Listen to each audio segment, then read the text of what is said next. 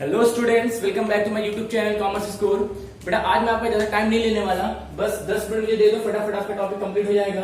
Retirement of partner में जो आपका फोर्थ वीडियो है वो आपका है कि एक्यूमुलेटेड प्रॉफिट और रिजर्व का ट्रीटमेंट कैसे करते हैं। इसी के साथ मैंने रिवैल्यूएशन को भी खींच रखा है, जो बस 2 मिनट में आपका ये भी खत्म हो जाएगा। तो एक्यूमुलेटेड प्रॉफिट और रिजर्व होता क्या है?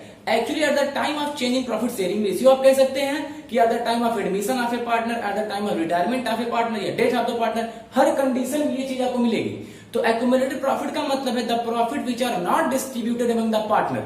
ऐसा प्रॉफिट जिसको बचा बचा करके रखा गया है, जिसका किसी का डिस्ट्रीब्यूशन अभी हुआ नहीं है, उस प्रॉफिट को आपने रिजर्व में के फॉर्म में, उस प्रॉफिट को आपने अनडिस्ट्रीब्यूटेड प्रॉफिट के नाम पे बचा करके रखा है। किस लिए बचा करके रखा है? कि अगर फ्यूचर में कोई अनसर्टेनिटी होती है तो हम वहां से उस पैसे को क्या कर लेंगे, रिकवर कर लेंगे। लेकिन अब तो बात फंस गई। बात क्यों फंस गई? क्योंकि बेटा अब कोई पार्टनर जो है वो फर्म से जाना चाहता है।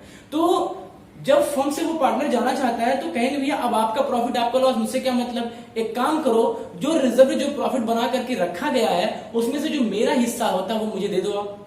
ठीक है?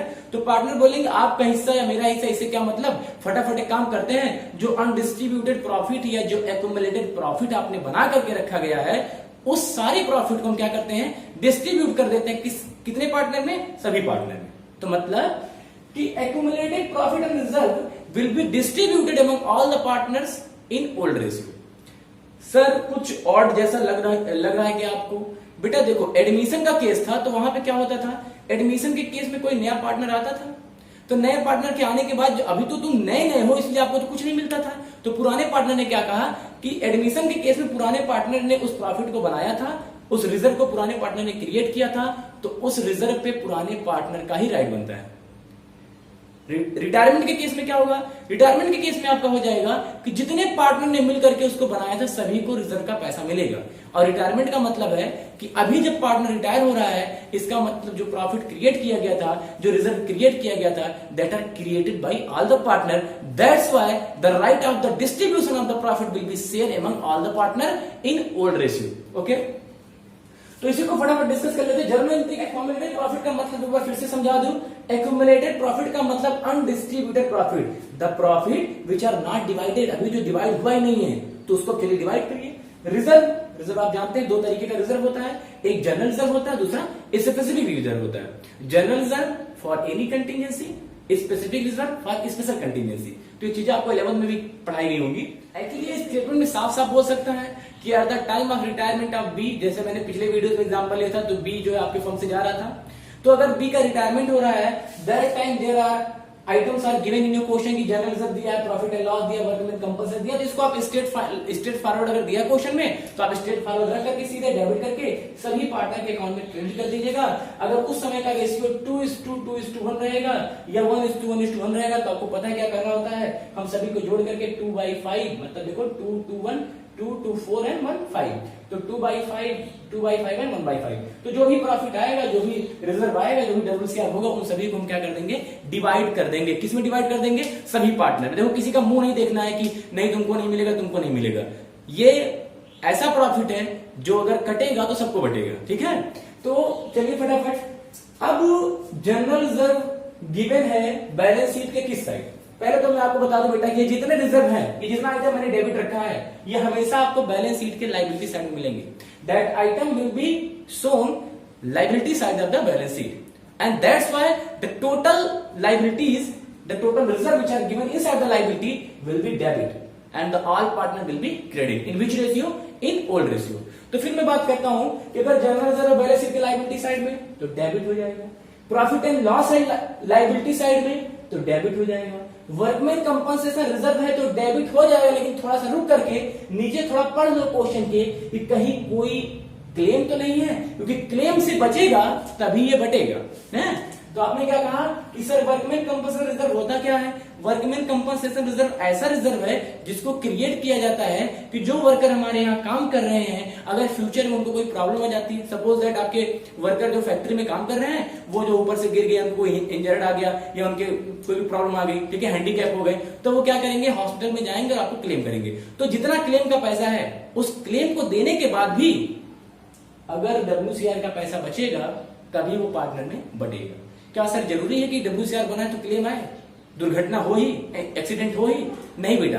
अगर एक्सीडेंट नहीं होगा तो इन्फॉर्मेशन नहीं दिया रहेगा, और इन्फॉर्मेशन नहीं दिया है मतलब इस रिजर्व का कोई काम नहीं लगा क्लेम को। That's why that total reserve कोई काम नहीं लगा रिकवर करने में, तो ये WCR का पूरा पैसा डेबिट करके पार्टनर के कैपिटल में क्रेडिट कर देंगे। सेम एक बात करते हैं इन्वेस्टमेंट फ्लक्चुएटिंग रिजर्व की। पिछली वीडियो में बहुत अच्छे से बात हो चुकी है, अगर आपको प्रॉब्लम आ रही है आप चैप्टर 2 का वीडियो देख सकते हैं। इन्वेस्टमेंट फ्लक्चुएशन रिजर्व में भी है कि हम इन्वेस्टमेंट फ्लक्चुएशन रिजर्व को तभी डेबिट करेंगे जब जो रिजर्व है आपका वो एक्सेस हो, किससे? Difference between book value and market value. Actually IFR तभी मिलेगा जब बैलेंस शीट के असेट साइड में क्या हो? इन्वेस्टमेंट हो। जो इन्वेस्टमेंट बैलेंस शीट के असेट साइड में होगा उसकी वैल्यू जो है, जो गिवन है, सपोज दैट 1 लाख रुपए का बैलेंस साइड के असेट में, बैलेंस शीट के असेट साइड में 1 लाख रुपए का इन्वेस्टमेंट गिवन है, उसकी वैल्यू ऊपर नीचे हो सकती है। बुक वैल्यू कुछ और होगा, मार्केट वैल्यू कुछ और होगा। तो सपोज दैट बाहर दे दिया कि market value of the investment कितना? 80,000। मार्केट वैल्यू कितना? 80,000। आपने अंदर कितना दिखाया है बैलेंस शीट के अंदर? सर असेट्स में 1 लाख रुपए, तो 20,000 रुपए हमारे इन्वेस्टमेंट की वैल्यू क्या हो गई? कम हो गई। तो IFR का पैसा तभी आ जाएगा जब वो उस 20,000 रुपए को रिकवर कर ले जाए।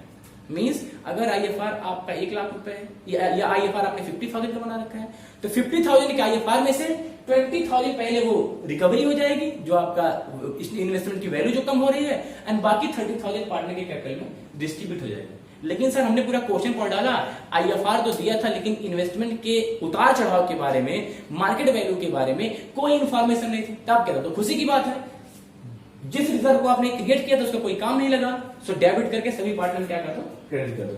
तो फिर से बोलूंगा, all the reserve account debit to all partners capital account. यहां पे ऑल पार्टनर्स तभी यूज होगा जब केस रिटायरमेंट या डेथ का हो बेटा। एडमिशन के केस में यहां पे कौन आ जाता है? Old partner. ठीक है, यहां पे ऑल पार्टनर को क्यों मिल रहा है? क्योंकि इस रिजर्व को ऑल पार्टनर्स ने बनाया। ठीक है, तो general reserve, profit and loss, WCR, IFR account debit to all partners current account लिख के ले लो, इससे ज्यादा मिलने वाला नहीं एग्जाम में। इसके बाद असेट साइड में आपको 2 आइटम मिल जाते हैं, प्रॉफिट एंड लॉस भी असेट साइड में मिल जाता है और एडवर्टाइजमेंट एक्सपेंस भी। प्रॉफिट एंड लॉस अकाउंट में थोड़ा सा डाउट रहता है, अगर सिर्फ प्रॉफिट एंड लॉस लिखा है स्टेटमेंट में, मतलब बैलेंस शीट बना के नहीं दिया है, सिर्फ प्रॉफिट एंड लॉस लिखा है, तो वो प्रॉफिट एंड लॉस प्रॉफिट माना जाता है, यहां डेबिट होगा इस प्रॉफिट एंड लॉस में। ठीक, अगर यही प्रॉफिट एंड लॉस के बगल लिख दिया डेबिट बैलेंस, या यही profit and loss balance sheet के असेट साइड में दिखा दिया, मतलब ये लॉस का बैलेंस है, तो ये क्रेडिट साइड रखा जाएगा। और अगर एडवर्टाइजमेंट एक्सपेंडिचर है तो हमेशा जो आपको क्रेडिट साइड रखा जाएगा। मतलब इतने सारे आइटम हैं जो डेबिट होकर के पार्टनर का कैपिटल क्रेडिट हो जाएगा, और इतने सारे आइटम है, ये 2 आइटम जो आपके सामने है, profit and loss account debit and advertisement expenditure account debit. इस केस में क्या होगा? ये दोनों आइटम आपको मिलता है तो पार्टनर का कैपिटल डेबिट होकर के टू प्रॉफिट एंड लॉस या टू एडवर्टाइजमेंट एक्सपेंडिचर अकाउंट लग जाएगा। ठीक है, तो ये जो पिछले वीडियो में ऑलरेडी डिस्कस हो चुका है। यहाँ पे मैंने कैपिटल अकाउंट और ऑब्लिक करके करंट अकाउंट लिखा है। इसका मतलब यही है कि अगर आपका कैपिटल फिक्स होगा तो करंट अकाउंट यूज होगा, अगर आपका कैपिटल फ्लक्चुएटिंग है तो कैपिटल अकाउंट यूज होगा। अगर बेटा नहीं कुछ दिया था तब भी फ्लक्चुएटिंग ही माना जाता है और कैपिटल अकाउंट ही यूज होता है। तो बात मेरी समझ में आई कि रिजर्व गिवन है तो रिजर्व डेबिट होकर के पार्टनर का कैपिटल, और अगर इन दोनों आइटम में से कोई गिवन है तो पार्टनर का कैपिटल डेबिट होकर के वो दोनों आइटम में जाएगा। ओके स्टूडेंट्स, तो कंटिन्यू करते हैं बेटा। रिवैल्यूएशन के बारे में हम बात करते हैं, तो रिवैल्यूएशन अकाउंट का मतलब क्या होता है? रिवैल्यूएशन अकाउंट का मतलब होता है reassessment of assets and liabilities. Reassessment of assets and liabilities means at the time of change in profit sharing ratio, जिस समय आपका प्रॉफिट शेयरिंग रेशियो चेंज होता है उस समय क्या होता है कि जो असेट्स का जो वैल्यू गिवन होता है बैलेंस शीट में, जो लायबिलिटीज की वैल्यू बैलेंस शीट में गिवन होती है, that must be compare to market price as well as the cost price. That should be actualised. वो क्या हो जाना चाहिए? एक्चुअल में आ जाना चाहिए कि उसकी रियल वैल्यू क्या है। ठीक है, That's why partner has decided to revalue the assets and liability. This case of the retirement का केस चल रहा है। After retiring a partner from the firm, when new profit sharing will be existence in the firm, that's why partner decide to revalue the assets and liabilities. Revalue the assets and liability means your building means मैंने assets का example लिया है, your assets can be increased, your assets can be decreased, your liabilities can be increased and your liability can be decreased. There was some unrecorded liabilities can be possible. There were some unrecorded assets can be possible. So there are various cases can be available in revaluation account. Actually, if you want to, for a better understanding, if you want then you can click I button पे आप click कर सकते हैं। तो revaluation account को मैं जो है पिछले वीडियो से भी कंसीडर करता आ रहा हूँ। रिवैल्यूएशन अकाउंट को मैंने जो है सेकंड चैप्टर में अच्छे से जो है डिस्कस किया, रिवैल्यूएशन अकाउंट को मैंने थर्ड चैप्टर में अच्छे से डिस्कस किया। तो आई थिंक रिवैल्यूएशन बेटा जिस भी केस में है, चाहे वो रिवैल्यूएशन सेकंड चैप्टर का हो, चाहे वो रिवैल्यूएशन थर्ड चैप्टर का हो, मतलब एडमिशन का हो या change in profit sharing ratio का, सभी में रिवैल्यूएशन की कहानी सेम है। क्या होता है sir, when you are going to prepare revaluation account there are some policies you have to follow. If your assets will be increases, अगर आपका असेट्स इंक्रीज करेगा तो ये किस साइड जाएगा, debit side. Bye increase in assets, bye increase in assets, तो मैं थोड़ा तेजी से बताऊं क्योंकि ऑलरेडी जो कई बार डिस्कस किया जा चुका है। Bye increase in assets, suppose that आपकी बिल्डिंग जो 120 से 125 हो गई या 130 हो गई, so if your assets will be increased, तो how much value is increases that will be recorded inside the revaluation account. किस साइड जाएगा बेटा, डेबिट साइड जाएगा, सॉरी क्रेडिट साइड जाएगा। क्योंकि आपको पता होना चाहिए कि रिवैल्यूएशन अकाउंट कैसा होता है। रिवैल्यूएशन अकाउंट आपका होता है नॉमिनल अकाउंट। कौन सा अकाउंट होता है बेटा, नॉमिनल अकाउंट। और नॉमिनल अकाउंट का रूल क्या होता है, all the expenses debit and all the income credit. अगर आपको लगे कि आपको प्रॉफिट हो रहा है, put the credit side. If you feel that is a loss, put in the debit side. तो I think you can understand. So by increase in assets, assets बढ़ेगा, अप होगा तो डेबिट जाएगा, लायबिलिटी घटेगी तो डेबिट जाएगी। तो by decrease in liability, sorry by decrease in liability,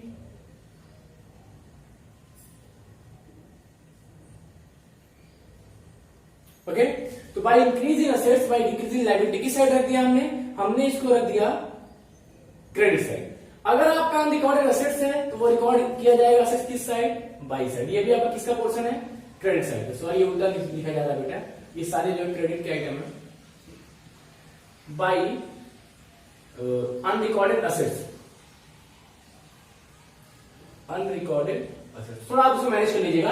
अगर आपकी बिल्डिंग या आपका असेट्स में कुछ भी हो सकता है, बिल्डिंग हो सकता है, फर्नीचर हो सकता है, लैंड हो सकता है, अगर उसकी वैल्यू इंक्रीज करेगी तो क्रेडिट साइड जाएगा। अगर लायबिलिटीज की वैल्यू डिक्रीज करेगी तो वो क्रेडिट साइड जाएगा। और अगर कोई अनरिकॉर्डेड असेट्स है तो भी किधर जाएगा, क्रेडिट साइड जाएगा। Means if there were some profit you can feel there were some income, assets आपका इंक्रीज कर रहा है तो किस साइड जाएगा, क्रेडिट साइड जाएगा। डेबिट साइड का जो आइटम होता है वो आपके लॉस को कंसीडर करता है, एक्सपेंसेस को कंसीडर करता है। लायबिलिटीज का पर्सन, देखो लायबिलिटीज अगर बढ़ेगी तो डेबिट साइड जाएगा। तो to increase in liability, to increase in liability, अगर आपकी लायबिलिटीज बढ़ती है तो इस साइड जाएगा। असेट्स घटेगा, अगर असेट्स आपका डाउन हो रहा है तो डाउन होने का मतलब लॉस हो रहा है तो वो भी किधर जाएगा, डेबिट साइड जाएगा। तो टू डिक्रीज इन असेट्स, तो कहीं ना कहीं आपको जो सीधे सीधे दिख रहा होगा कि सर असेट्स इस साइड से बढ़ता है और घटता है इस साइड से, लायबिलिटी इस साइड से बढ़ती है और इस साइड से घटती है। अनरिकॉर्डेड क्लेम या कोई अनरिकॉर्डेड लायबिलिटी है that will be record debit side to unrecorded liabilities. ठीक है, इतना कर लेंगे। जिन्होंने पिछली वीडियोस देखी तो रिवैल्यूएशन अकाउंट देखने की जरूरत नहीं है। अगर आपने नहीं देखा तो फिर से देख लीजिए। ये इतना करने के बाद टोटल क्रेडिट कर लीजिएगा, यहाँ पे कुछ, ये टोटल डेबिट कर लीजिएगा, यहाँ पे कुछ, दोनों को माइनस कर लीजिएगा। If your credit is more than debit, if your credit is more than debit, अगर आपका क्रेडिट ज्यादा आ रहा है तो आप प्रॉफिट सफर करेंगे। प्रॉफिट के केस में लिखा जाएगा to profit on revaluation, to profit on revaluation transfer to partners capital. Problem ये है कि सर हम ये रिवैल्यूएशन का पैसा किसको दे दे, ओल्ड पार्टनर को दे दे या जो पार्टनर रिटायर हो रहा है उसको दे दे। ऐसा कुछ नहीं बेटा, यहाँ पे रिटायरिंग का केस है। रिटायरिंग के केस में ओल्ड पार्टनर और न्यू पार्टनर जैसा कुछ भी नहीं होता है। यहाँ पे जितने पार्टनर थे जिसका रिटायरमेंट हो रहा है वो भी, जो बचेगा वो भी, सभी को मिलेगा। तो ऑल पार्टनर में जाएगा ये, ठीक है। In all partners capital account which ratio will you follow, old ratio. और अगर आपका डेबिट ज्यादा आ रहा है, क्रेडिट कम आ रहा है, तो ये प्रॉफिट यहां से हट करके ये लॉस में कन्वर्ट हो जाएगा by loss on revaluation, revaluation account. यहाँ पे बाय लॉस ऑन रिवैल्यूएशन के केस में ऑल पार्टनर्स में डेबिट कर देंगे आप, ठीक है। तो इस तरीके से आप जो रख लेंगे और दोनों साइड क्या करेंगे, both side will be equal. तो I think you are able to understand how will you prepare the revaluation account. If you have any problem you can previous videos जो है उसमें जो आप यू कैन सी, आप आई button पे चाहो तो क्लिक करके देख सकते हो स्टूडेंट्स। तो आई थिंक मुझे लगता है कोई डाउट नहीं होना चाहिए। Commented profit and revaluation you are already done, आपको पहले ही बताया। Okay students, if you like this video press the like button and subscribe my channel commerce score. Thank you.